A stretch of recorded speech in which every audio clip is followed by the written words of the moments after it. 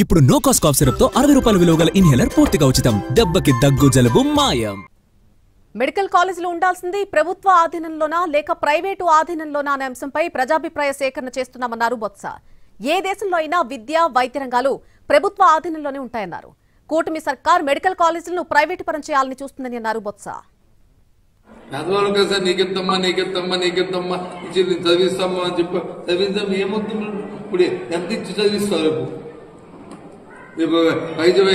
వైద్యాలు చెప్పిన medical college seat ని ఏ రకంగా ప్రభుత్వం ఇప్పటికే ఏబీసీ అని ఇచ్చింది జీవో.